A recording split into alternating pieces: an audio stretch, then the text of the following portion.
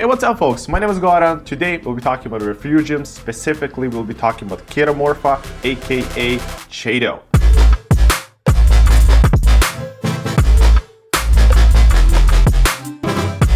I've been using refugiums for quite some time now. Ever since I started my first reef tank, I started that reef tank with refugium, and then this tank here behind me, I do have refugium on the back chamber as well. I do have lots of experience with refugiums. I actually haven't used some of the algae scrubbers, some of the filter floss, but with refugiums, with skimmers, I do have lots of experience. And today specifically, we'll be talking about Chaeto algae. First of all, right off the bat, I know some of the people will be asking when's the perfect time for me to add a refugium. Just test your phosphates, test your nitrates, see where you're at, and then based on those numbers, you can decide when you're gonna add that refugium. And in the future as well, keep an eye on those phosphates and nitrates, because they'll be telling you for how long you have to run those refugium lights and on which intensity. First, when I was setting up my 85-gallon tank, I added a type of Chaeto that it's not as fine. It was more darker green and more harder to the touch, and it doesn't grow as dense as the other type does. And specifically, the first one that I got it from Algae Barn, and that one actually melted on me right away. I do know the reason why actually. First of all, I added a Chaeto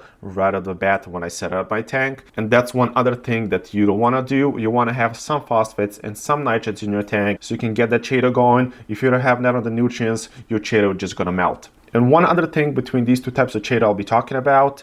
One Chaeto, as I said, that I got from Algae Barn, and actually prefers less lighting, while the other type, more fine type of Chaeto, that's more light green, it grows more dense, that type can take way more lighting than the one I just mentioned. And actually, depending of how much you want to pull out from your tank, you want to pick a different Chaeto. The more fine type of Chaeto, that type of Chaeto can take, as I said, more lighting, and that type of Chaeto is going to grow more dense, is going to grow quicker, it's going to pull more phosphates and more nitrates. That type of Chaeto I do recommend in fish only systems, especially if you have like predator tank or if you're dealing with big fish, big tanks. You're going to want to provide more lighting on top of that Chaeto.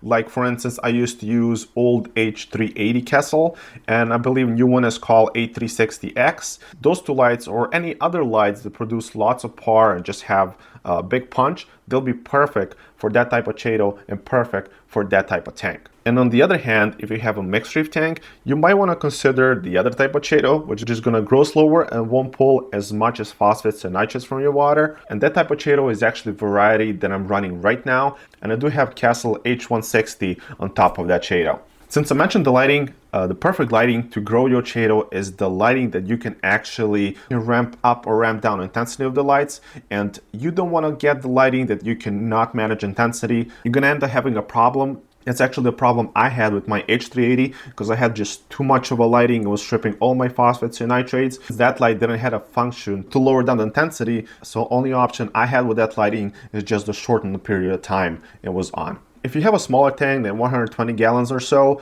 I wouldn't get bigger lighting for your refugium. I would go with H160. That lighting should take care of all your refugium needs. And as I said, I would go with faster growing Chaeto and with more lighting on top of your refugium. If you have fish only system, if you have a big tank, big fish, that actually is going to help you a lot, especially if you have a maintenance account, if you have a tank that you don't see on a regular basis. Since what I had, that's exactly the same situation going on.